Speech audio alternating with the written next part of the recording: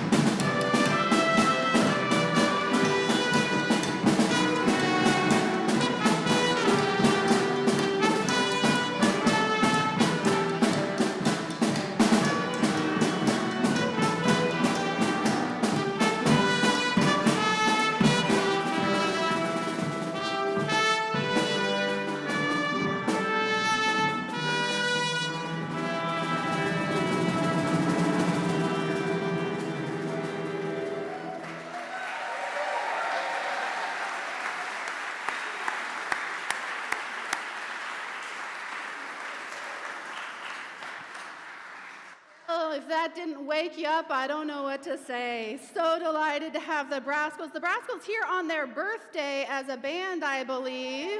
How many years has it been? How many years? 4 years of making music here in Santa Barbara, and here's to many, many more. Welcome to the Unitarian Society of Santa Barbara. I'm the Reverend Julia Hamilton. My pronouns are she, her, and I am delighted to be here with you this morning, here to claim powerful joy in the midst of struggle, here to affirm the beauty and wonder of this loving community. It can be a hard world out there, folks, and if we want to sustain ourselves, we have to also get in touch with joy. And that means at any point during the service, if you feel like dancing, it's okay. You have complete permission. If you want to shout out a hallelujah, if you want to clap your hands, if you want to get up and move, all are welcome. It is an all ages service, which means our kids and youth are staying with us this service because we don't want them to miss out on this fabulous music. So wiggles in every age are always welcome. We have some activities, some mask making back there for our kids. And of course, for the littlest, there is childcare down in Star King. So feel free to come and go however it meets your needs. We have a couple of things going on in this community that I want to highlight. The first is that we have our nominations open for our outreach offering recipients. This is part of our practice every month where we give away a portion of what we raise here on Sunday to support our values in the wider world. So if there's an organization or a program that you see doing that work in the world and you want to connect them here to the Unitarian Society, fill out that nomination form, and the congregation is going to be voting on some of those open spaces to fill out our calendar for the coming 2 years. So take a look around, find people doing good work, and nominate them to be part of our outreach offering. We also can't have Sunday mornings without a whole host of people making it possible, and some of the most important folks here are our ushers. Raise your hand if you're an usher here at the Unitarian Society. You've got some good company here. And our ushers, our ushers are hard at work back there. Yeah, you can give them a little joy. Our ushers need some good company, which means that we need you. We very much need to fill out our usher roster. We have a training coming up at the end of this month. Our ushers help keep us safe on Sunday morning. They help keep us welcoming. So if you feel like this is something you could do maybe once a month, please talk to Kira, sign up for that usher training, and get to know some of the really great folks who volunteer here on Sundays. Now, I know that this is not the only party happening this Sunday. And I just want to affirm, Gary, that we are a pluralistic congregation where all fandoms are welcome. So I don't want any fights breaking out during coffee hour, whether you are a Patriots fan or a Seattle fan. We all demonstrate how to live together in harmony, don't we? Or if you're an Olympics fan, right? Multi-sports. So it's wonderful to have you here on this celebratory morning. And I do have one final mention. We are delighted to be able to be doing a documentary about our work to become a resilience hub. This is part of our capital campaign project. You'll be hearing a little bit more about it later on in the service. It's an opportunity for us to be a site for emergency response, to have solar and battery backup, to be accessible and useful to the community. And we are so excited about this project that one of our members, Scott Kipp, who makes documentaries about these sorts of things, is going to be documenting our process. So if you see folks with cameras around, that's what they're doing. There's a lot going on in this community and a lot going on in the world. So I invite you to take a breath, to feel that air moving through your body, supporting you, keeping you alive through these times. And bring your full self here to this moment, to this gathered community where we strive to live with integrity, nurture wonder, and inspire the actions that transform us and transform the world. Let us ring our bell and let the sound connect us.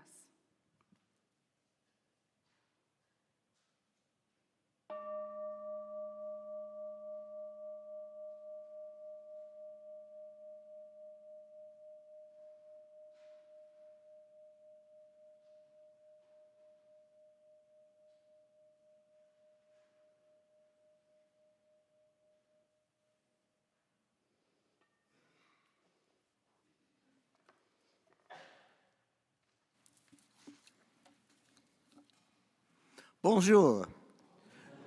Je m'appelle Gary Welterlin, he, him. Et laissez les bon temps rouler. Or, good morning, my name is Gary Welterlin, my pronouns are he, him, and let the good times roll. Our words for the chalice lighting today are from a song written by George LeBurn, he of the Man on the Flying Trapeze fame, and it has been associated with Mardi Gras since 1872, when the king of Mardi Gras, Rex, chose it as his anthem for his very first Rex Ball, and it has been played every year since. It was written in 1871 and is titled, If Ever I Cease to Love. Do we have a, you are. If ever I cease to love, may all the seas turn into ink. May the pumpkins grow on apple trees. May cow lay eggs. May fowls lay milk, yield milk. May the hawk become a dove. If ever I cease to love, may it be frozen to death with heat, if I ever cease to love. In the spirit of ceaseless love, let us light the chalice today.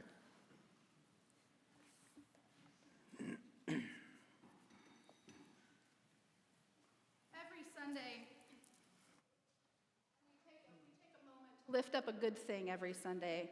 Various things we see in the world that remind us that goodness and beauty abound, that people are constantly doing actions large and small that make our world a better place. This Sunday, I have a very good thing, and I'd like to invite our Capital Campaign leadership team to come up forward and join me. Come on up, folks.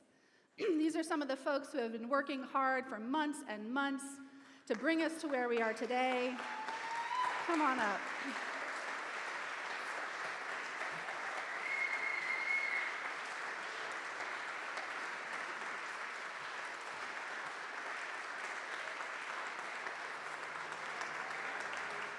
So, yeah, Charles Hamilton isn't here, but he's here with us in spirit. And I'm going to take this moment and I wanted them up here because this has been a true group effort, y'all.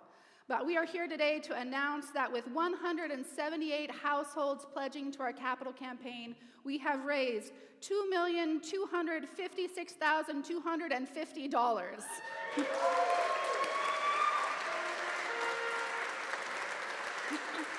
Which is amazing. It is incredible that we had this vision. We gathered together. We had dozens and dozens of people making this possible. Our vision team, our building team, our dozens and dozens of visiting stewards who visited everybody in the congregation, our leadership team. It would not have been possible without the work of all of this congregation to build this possibility. And next, what's happening next? You'll be hearing more about it, but our building team is going to now be working to finalize the plans for what we have ahead of us. We have our stained glass windows already down in Los Angeles being restored as we speak. We'll be sending you updates about how that's going, and they'll be coming back in March when they'll be all clean and safe and fixed. And of course, we are already underway with our solar project, our solar battery installation. We're going to be finalizing our permits from the city for that soon, and you'll see the work coming along, hopefully, in the next few months. And we'll be keeping you abreast of all of the various things we're going to be doing to make this campus accessible, a hub for community life, for joy, not just for us, but for the whole Santa Barbara community. It is a beautiful vision, and you can find out more about it at the campaign team out in the garden. Today is a day of celebration and gratitude to affirm the strength of this community, and that we won't let fear and cruelty that exist in this world hold us back as we build for future generations today. Thank you all very much.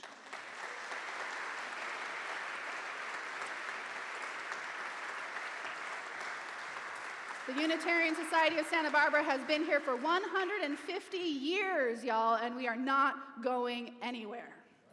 So, with that said, we're here to meet each other, to greet each other. So take just a moment and turn to someone near you, introduce yourself, say welcome, and then we're going to sing together.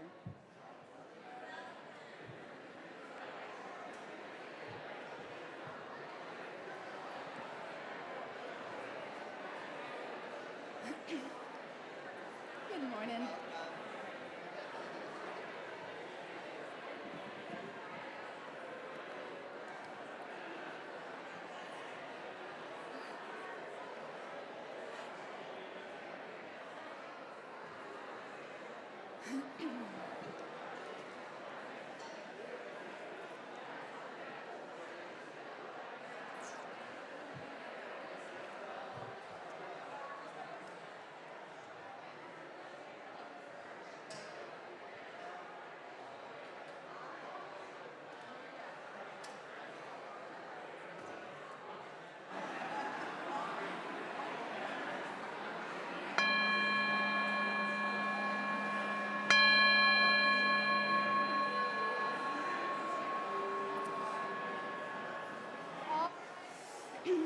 All right, everyone, there'll be lots of time to keep those conversations going during coffee hour, but right now we're going to sing Down by the Riverside. It's number 162 in your hymnal, but I don't think you'll necessarily need to look at that because we can all join in. So Down by the Riverside.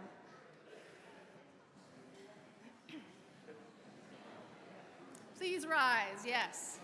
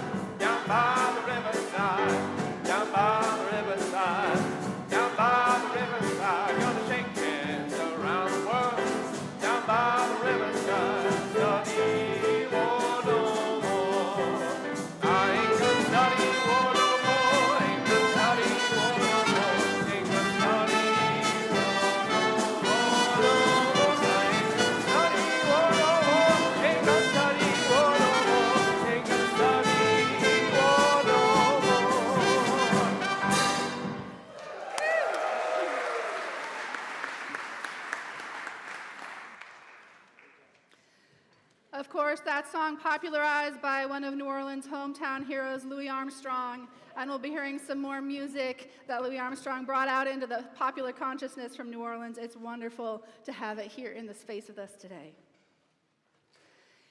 This morning, we are building a container of joy big enough to hold all that we bring into this space. We come here this morning carrying burdens with us, both personal and collective. We come into this space knowing we don't leave the world outside, but we carry it with us and learn how to hold it together so that no one of us has to hold it alone. And we do it by building resilience and joy and community and connection instead of fear and dislocation and isolation. And so when we come into mornings like this, mornings of celebration, sometimes it can feel like, how do we hold the tension between what we know is going on in the world and the joy that we experience being together? And that is the work of being human, isn't it? That is what we practice here every week. And so we hold in this space this morning, also alongside our brass band, we hold our Monarch Branch. Our Monarch Branch, which represents all of the people who have been abducted by ICE in Santa Barbara County since last year. One beautiful butterfly for each beautiful life that has been impacted by this violence on our streets right here. Not somewhere else, but here. And the numbers we gather are collected by the 805 UndocuFund, and there are no official reportings. They gather these numbers each week from families, from direct experience, from what we see, and they verify that these people have been taken from us. And I was at a meeting this week, and we got an update, because the numbers kind of trickle in sometimes, right? We don't necessarily hear about an event right when it happens. And so we are going to be updating our branch this week to reflect numbers that go back to the beginning of this year. 619. That's just Santa Barbara County. 619 people, 619 families and friends in grief. If you count Santa Barbara, Ventura, and San Luis Obispo counties, the 805 Tri-County area, you have 1,571 people taken. We will commit to bearing witness to this until this violence against our neighbors ends. And so hold with me 30 seconds of silence, marked at the beginning and end by a bell, where we extend our love and care to our community and this nation as a whole, and recommit to doing the work of keeping each other safe.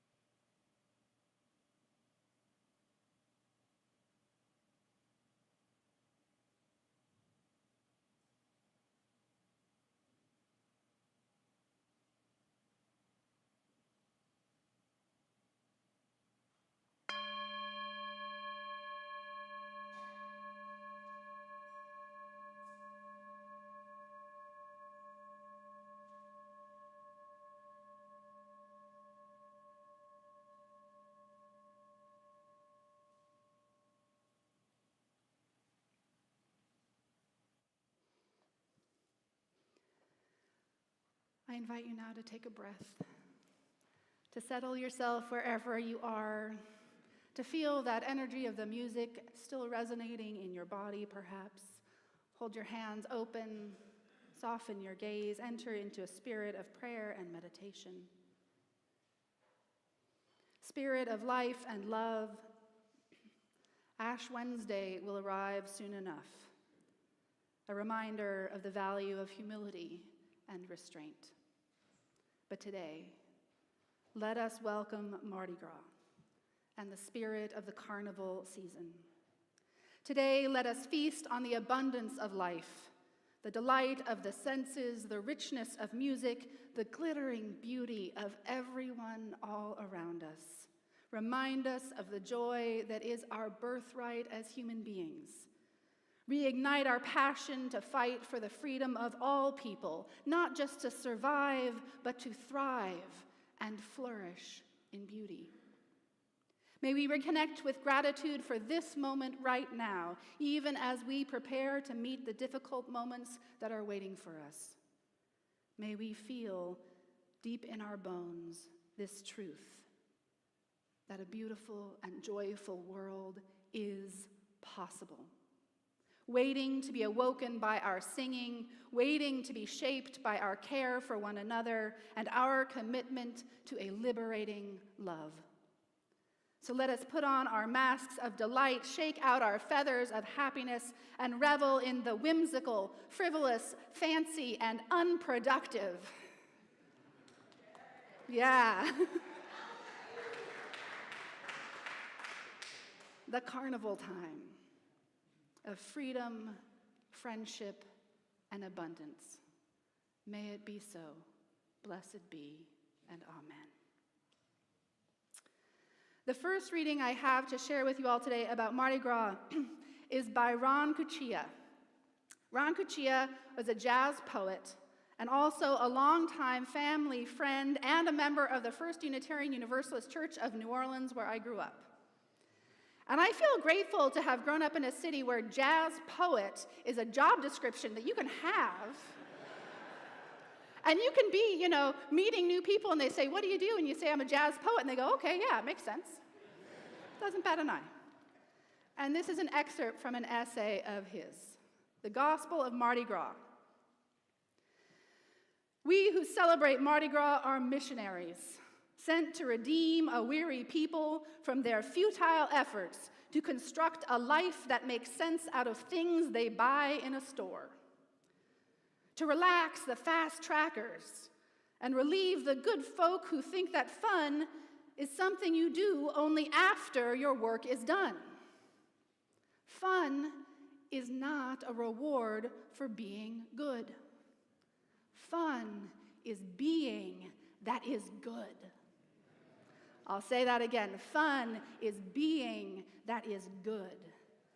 You live, therefore you eat spicy food. You breathe, therefore you sing and dance and laugh and love until it's time to eat some more. A good time is the best thanks you can give for a body that has 5 senses. It's a song of joy, the Creator's favorite tune. The desire to celebrate life for the sake of living is as old as the universe, born of the Big Bang, which we like to think of as the first Mardi Gras. Yeah, Charlotte? Do you have a question? Yeah, I have a question. Turn this on so everybody can hear you. You've always had good questions, It's on Charlotte. now? Yeah. I have a question, What but what is Mardi Gras? Well, it says it right here on my Dealy Boppers, Mardi Gras, right? Yeah, but what does that mean? I don't know. Oh my I'm not goodness, from I New can't Orleans. believe we've gotten this far in the service and I haven't really introduced what the holiday is. I'm just assuming y'all know, but maybe some of you have some questions. And if there's any kids who want to come up, we've got some pictures I'm going to show you in a little bit, but I want to explain what Mardi Gras is all about. So come on up if you want, and if you have questions, you can ask them too. So you see, Mardi Gras moves around the calendar. It's not always on the same day.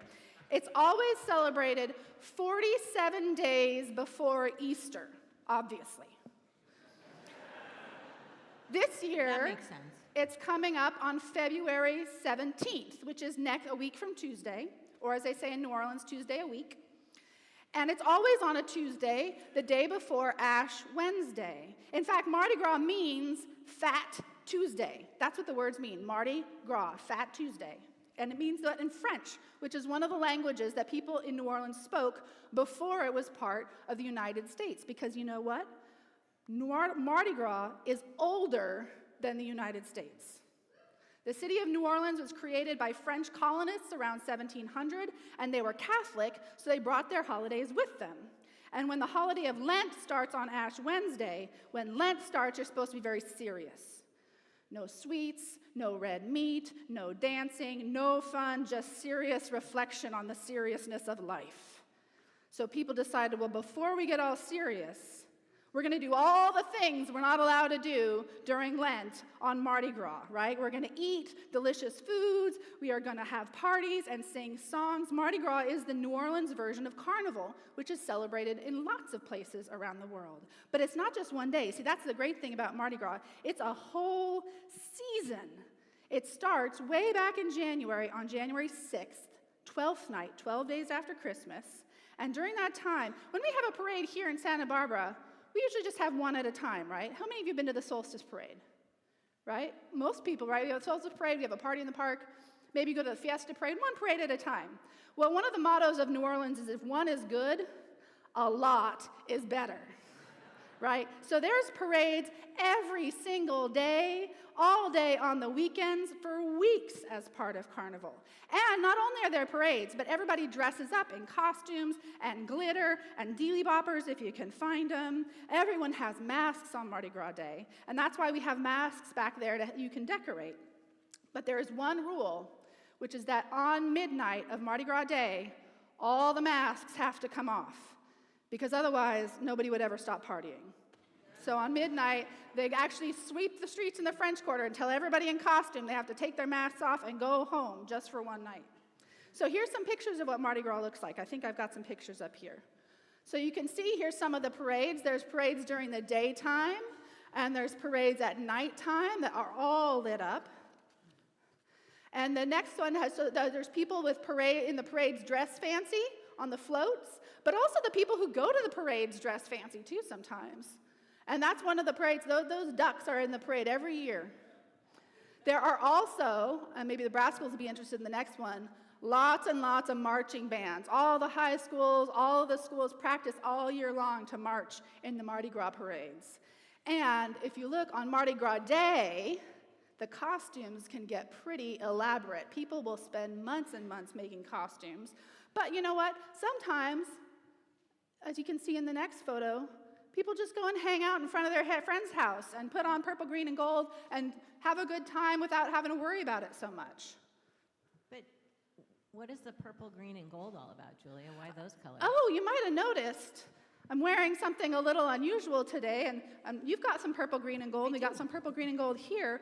Well, in 1872, these colors were chosen by Rex, the king of Carnival, and I think I got a picture here of Rex coming up. Purple, green, and gold are the official colors of Mardi Gras. Now, you see King Rex here, and then he's with Comus. It doesn't look like a lot of purple, green, and gold because they like to pretend that they were like European royalty. So they put on these big fancy bowls with lots of rhinestones. But he also chose a flag because he said, well, if I'm a king, I got to have a flag. And so he designed that flag you see there, the purple, green, and gold. And if you have been a king or queen of Rex, you get to fly that flag out in front of your house on Mardi Gras Day. And you can see the colors. That's the King's Float, Rex King's Float during the Rex Parade. And so you'll see purple, green, and gold everywhere. And in 1892, Rex issued a proclamation saying what the colors represent. Purple represents justice, green represents faith, and gold represents power. Justice, faith, and power are what the colors of Mardi Gras represent, and that's why everyone wears them all during the Mardi Gras season. So that's a little bit of an introduction to what we're doing here today. And now we have, I think, some special music, some Mardi Gras music. There's a lot of music that's just associated with Mardi Gras, and Heather and Matthew were kind enough to work up one of these songs for us today.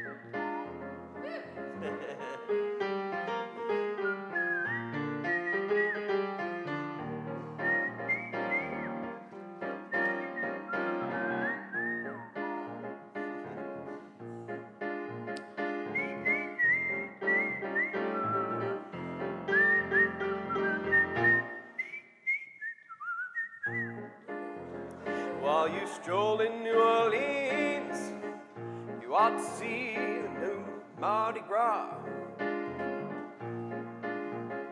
If you go to New Orleans, you ought to go see the Mardi Gras. When you go see the Mardi Gras, Somebody'll show you what's my carnival for. Get your ticket in your hand if you want to go to New Orleans. Get your ticket in your hand if you want to go to New Orleans. You know when you get to New Orleans, somebody will show you the Zulu King.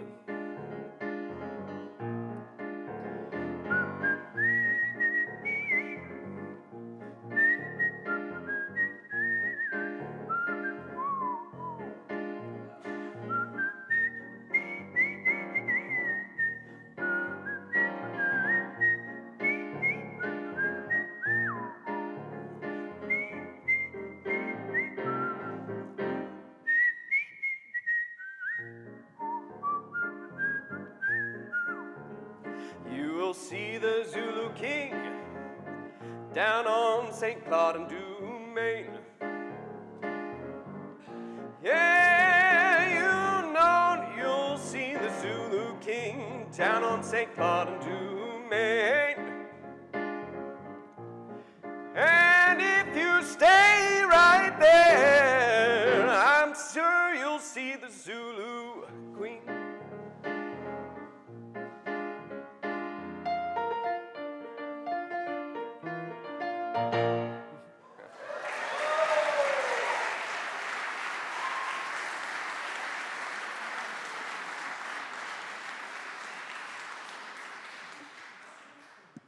If you were in New Orleans, what you would say is go, G-A-U-X. So go, Mac. Well done, thank you. Kim-Marie Vaz is a professor of education and the associate dean of the College of Arts and Sciences at Xavier University of Louisiana. She is the author of The Baby Dolls, Breaking the Race and Gender Barriers of the New Orleans Mardi Gras Tradition. Mardi Gras was originally an all-male crew celebration until 1912, and she writes about that. So she writes, and it's called Readings about Carnival Elements. Carnival's essential elements, processions, competitions, feasting, and spectacles of dance, music, staging, and masks are designed to give license to the bodily needs and desires suppressed and outlawed in everyday living. That's a mouthful. When all is said and done, Mardi Gras remains a great free show, but it has become more than that. For those who involve themselves in the crews, clubs, and informal collectives, the spirit of communitas, a sense of well-being and fellowship, can prevail. Carnival is about abundance and excess. It's about having so much that there is enough to throw away to others. The assertion is that if there is a place in Carnival for everyone who cares to join in, rings truer today than it ever has before. So, Julia, you gave me this reading to share, and I have a few questions. First of all, what is this feasting they mention?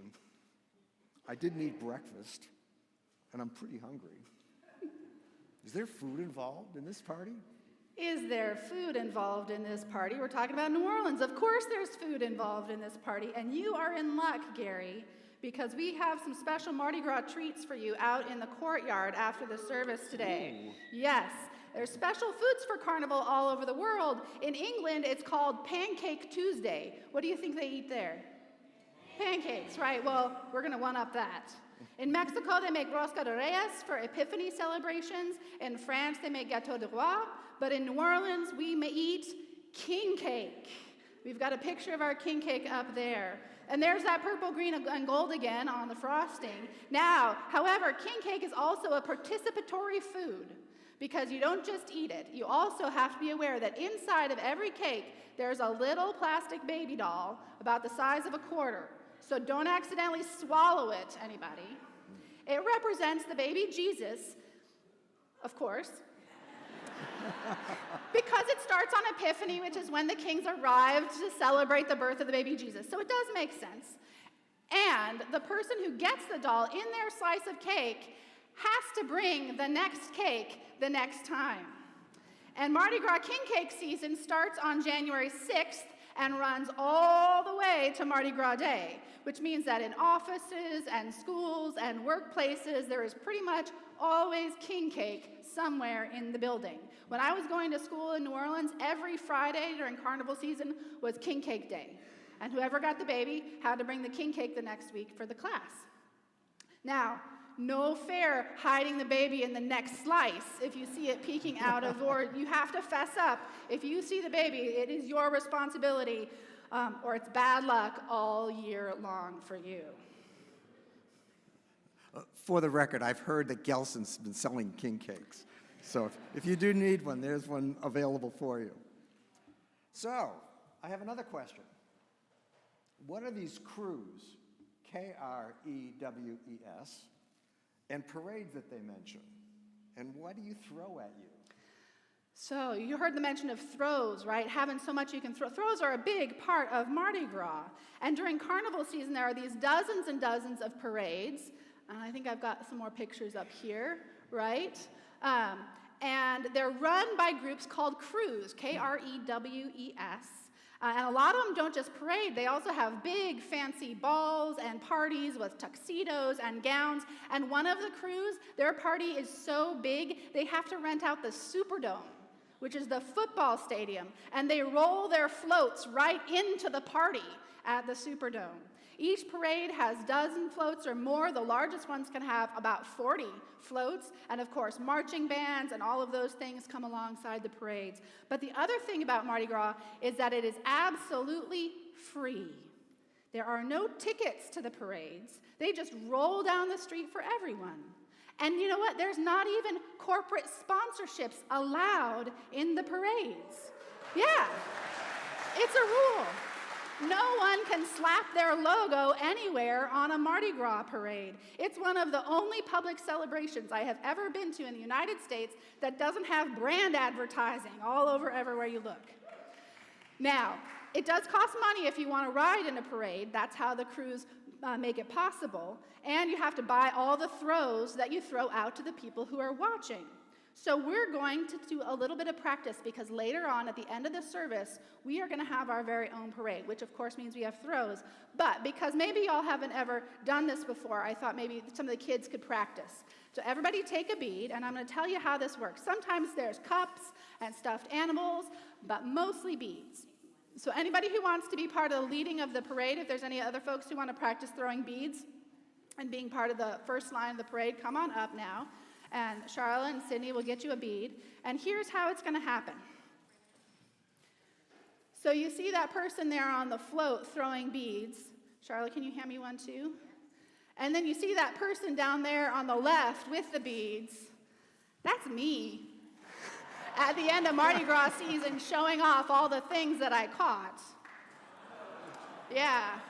You have to bring a bag with you when you go. So the way you throw, so come up here and line up right here, all of my bead throwers, all of my float riders here.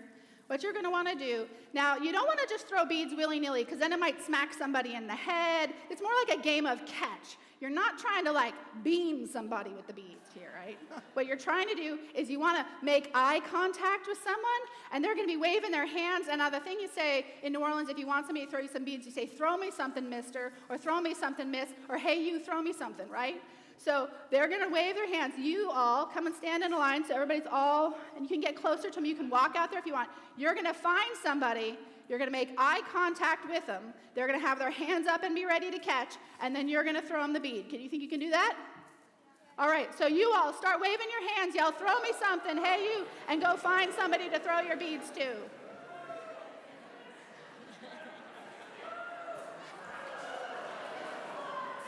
Good job. Now don't worry if you don't catch a bead this time around. There's going to be plenty more coming your way. There we go. All right. I want to hear some "throw me somethings." There you go. Now you're getting it. Okay, we're going to save the rest of the beads for the parade at the end. Good job, everyone. Well done. We'll be having more of that soon.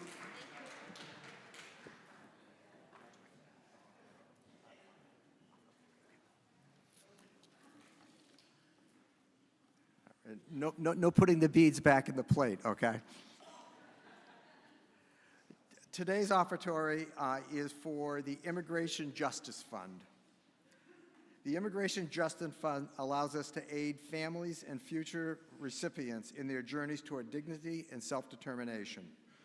We invite you to join us in contributing to this fund, which help us live out our shared values in the world. Please join with me in our offertory, gratitude and giving. Let us be grateful when we are able to give, for many do not have that privilege. Let us be grateful for those that share their gifts with us, for we are enriched by their giving. And let us be grateful even for our needs, so that we may learn from the generosity of others.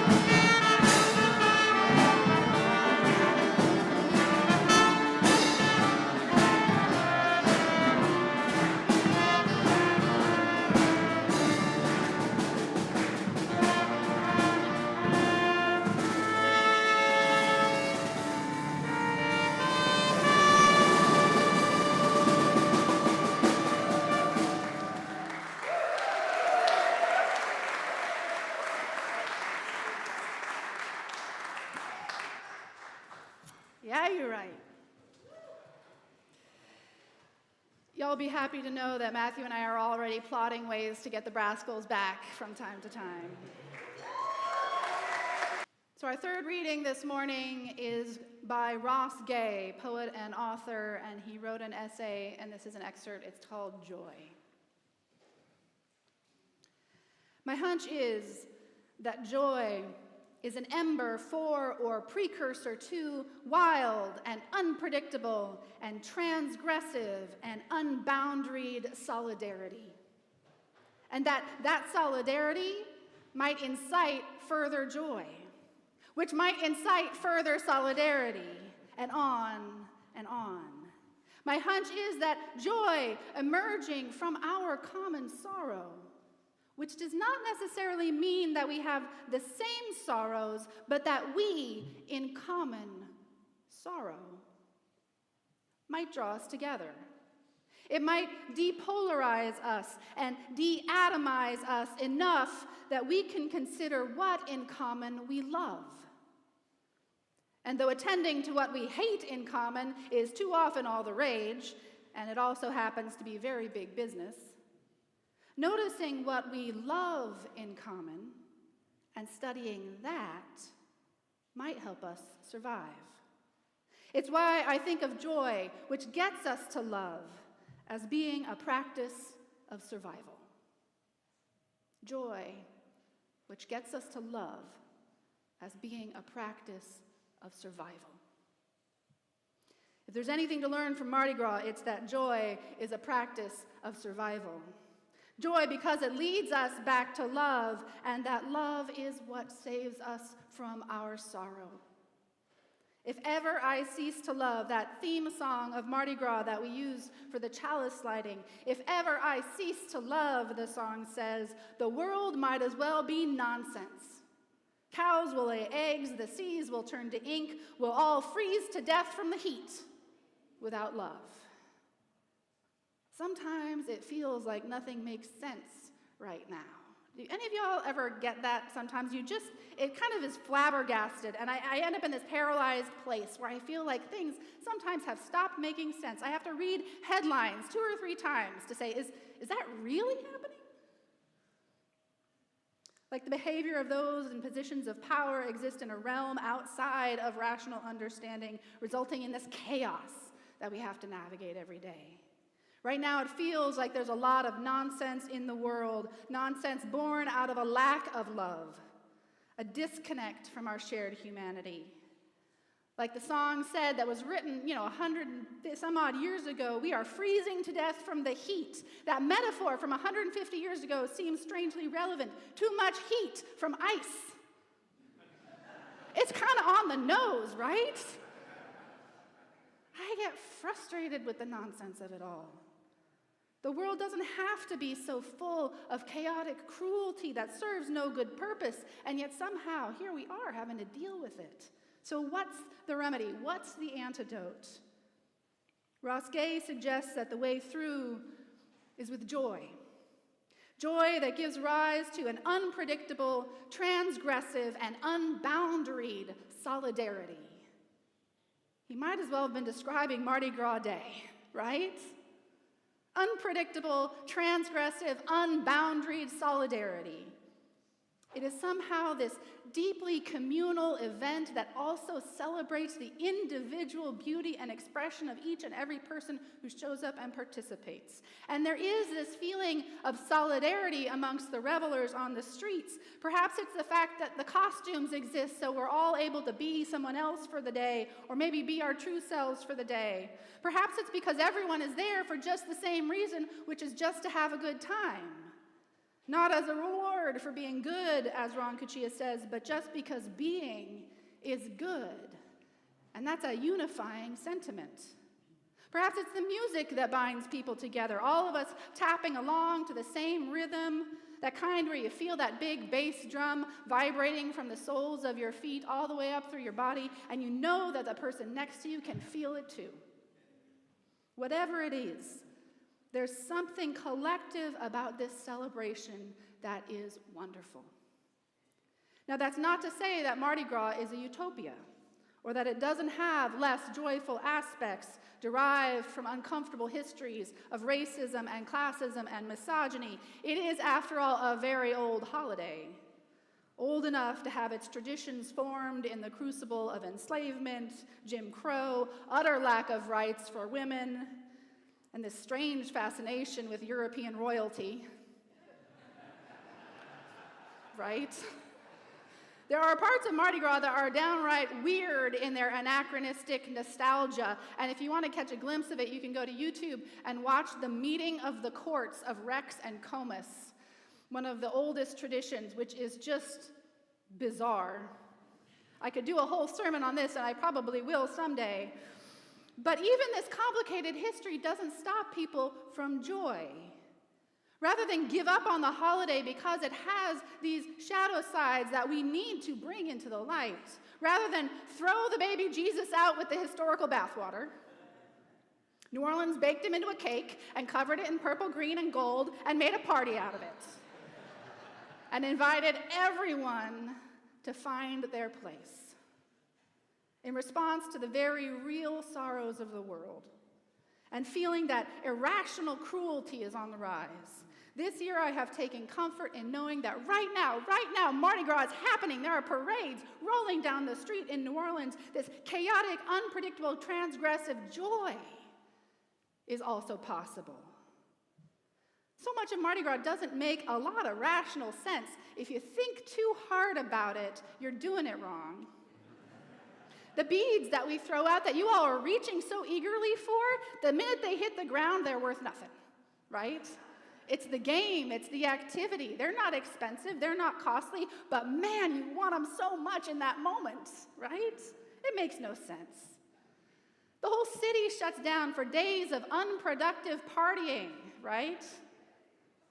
And dancing, what's more nonsensical than dancing? It doesn't serve any rational purpose. It's just delight in the fact that we have bodies and we're alive. Everyone can dance. If you are alive and have a body, you can dance. And there's going to be opportunities for dancing coming up this spring here at the Unitarian Society. So keep your eye out for inclusive dancing for everyone this spring. One of my favorite things about Mardi Gras is the costumes, which also don't make any sense. So unlike Halloween, where everyone asks you, oh, hey, what are you? What are you dressed as? Mardi Gras, you can just cover yourself in silver spandex and a big purple hat and call it a day. You can spend months working on a one-of-a-kind masterpiece based on a dream you had in kindergarten. Or you can just dig out the shiniest things in your closet, put them all on at once, put on some comfortable shoes, and head out into the day. Anything goes. It invented vibes before vibes were a thing. One year in high school, I had a friend who showed up in a sort of a foam suit, and we asked what he was, and he said he was a garbanzo bean. And he called himself Garbanzo Man, the leader of the Free Yiddish Vegetables. So we called him Garbanzo Man all day long, right? Who knows? It makes no sense. But it makes perfect sense at the same time. As my colleague and fellow New Orleanian, the Reverend Nathan Ryan, says, Mardi Gras teaches us to live life and know that not everything makes sense, and that's okay. It gets us over our fear of that nonsense, our fear that nonsense will always lead to cruelty, and realize that it can also be the house of joy. It gets us over that fear of nonsense that might be part of that being paralyzed that I spoke about. Once you embrace the idea that nonsense is a force in the world and it can be used for good or evil, just like everything else, why not embrace it and use it for good? Nonsense is more than just okay, it is necessary.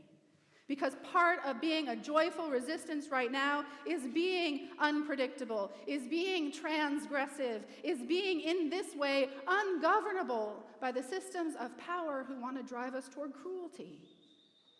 It is our job to throw those algorithms for a loop, to get local and get creative, to love the world in ways that don't make sense and nobody can predict, that don't make money, that don't make anyone famous, that don't do harm, that make us laugh together and get closer to that shared humanity, that help us rediscover that thread of love that banishes sorrow.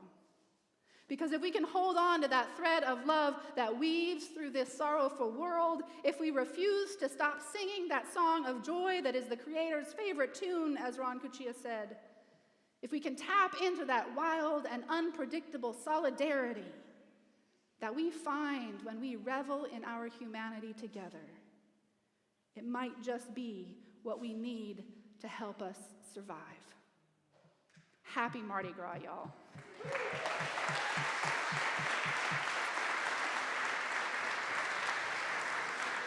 All right. The The time has come, our parade, so we're going to give a little instructions about how this parade is going to go, because we're going to end our service a little differently than the way we normally do. Our kids in their masks are going to come forward with their beads. Our brassicles are going to play When the Saints Go Marching In. The kids are going to do one loop around the sanctuary with the beads, throwing the beads out to everybody who raises your hands up and yells, "Throw me something." We're going to do one loop around the sanctuary like this. The brassicles are going to follow the kids. Come on forward while they're handing out their beads back there. And follow the kids around. Once around, we're going to sing When the Saints Go Marching In, so y'all have a job too. And then the kids are going to lead the band out into the garden, and we are all going to follow where the music and the fun and the king cake will continue. So are y'all ready? Are y'all ready? All right, so go ahead, and we'll get ahead and get started. The kids are almost ready. You can bring the beads up here and just hand them out as they get ready to go. All right. Paraders, and bead throwers, are y'all ready? All right, let's go.